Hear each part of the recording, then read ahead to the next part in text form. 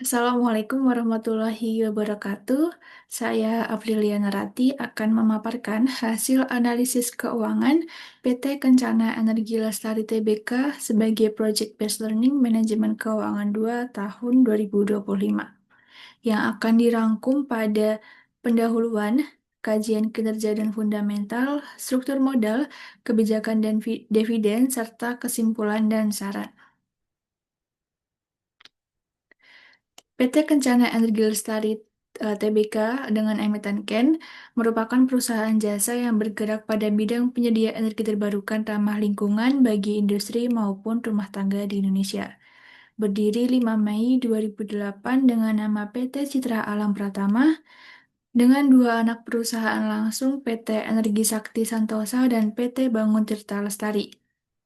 Dalam struktur kepemilikannya menunjukkan tidak ada satu entitas yang mendominasi, tetapi kepemilikan saham oleh komisaris, yaitu Jenny Maknawi, dan direktur dapat meningkatkan keselarasan kepentingan, komitmen, dan juga pengawasan terhadap kinerja perusahaan. Selanjutnya mengenai kinerja manajemen dalam konteks laba operasional berbasis aset operasi, di mana di setiap item, di setiap komponen dari net operating working capital, total operating capital, dan juga net operating profit after tax menunjukkan perusahaan berhasil meningkatkan modal kerja dan aset operasional, tetapi belum mampu mengoptimalkan pertumbuhan laba operasional.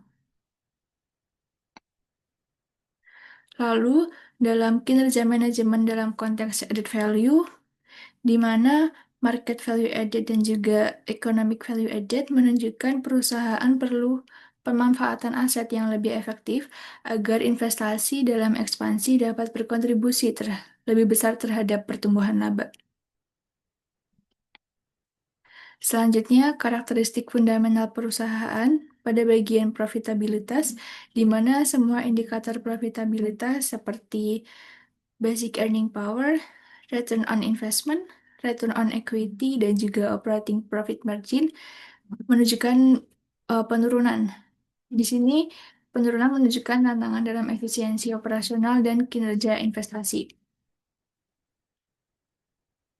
Selanjutnya pada bagian karakteristik fundamental perusahaan, di mana di dalamnya ada inventory turnover, receivable turnover, dan juga fixed asset turnover, menunjukkan perusahaan memiliki manajemen piutang yang efisien, tetapi kinerja persediaan dan utilitas aset tetap belum optimal, menunjukkan ketidakseimbangan dalam pengelolaan aset secara keseluruhan.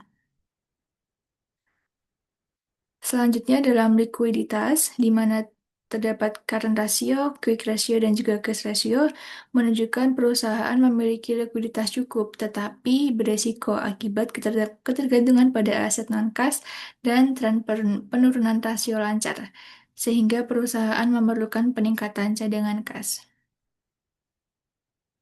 Selanjutnya pada nilai pasar, di mana terdapat komponen price to earnings, price to book, dan juga market to book, perusahaan menunjukkan peningkatan kepercayaan pasar dengan kenaikan price to earnings dan market ratio, meskipun kinerja fundamental dari return on equity dan juga return on investment menurun, mengindikasikan optimisme investor terhadap prospek jangka panjang, sehingga perlu diimbangi dengan peningkatan laba untuk mempertahankan kepercayaannya.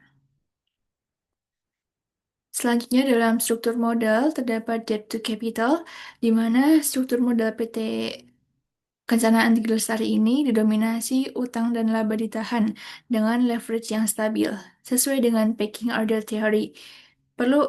Tetapi perlu waspada risiko leverage jika profitabilitas menurun. Selanjutnya pada kebijakan dividen, di mana terdapat komponen dividen payout ratio, di mana kenaikan dividen payout ratio mencerminkan kepercayaan diri manajemen, namun tidak diimbangi pertumbuhan laba dapat membebani arus kas dan menghambat pendanaan untuk ekspansi. Kesimpulan yang dapat diambil yaitu PT Kencana Energi Lestari menunjukkan kinerja positif dalam penciptaan nilai, terutama dalam ekonomi value added dan juga market value added, dan peningkatan modal kerja Namun, menghadapi tantangan fundamental seperti penurunan profitabilitas dalam bagian komponennya. Selain itu juga utilisasi aset yang belum optimal serta ketergantungan pada pendanaan utang dan laba ditahan yang beresiko. Saran yang bisa saya sampaikan yaitu perusahaan perlu melakukan optimalisasi aset, diversifikasi pendanaan, penyeimbangan kebijakan dividen, dan juga peningkatan transparansi untuk mengatasi tantangan fundamental sekaligus mempertahankan kepercayaan investor. Sekian yang bisa saya sampaikan, kurang lebihnya mohon maaf. Wassalamualaikum warahmatullahi wabarakatuh.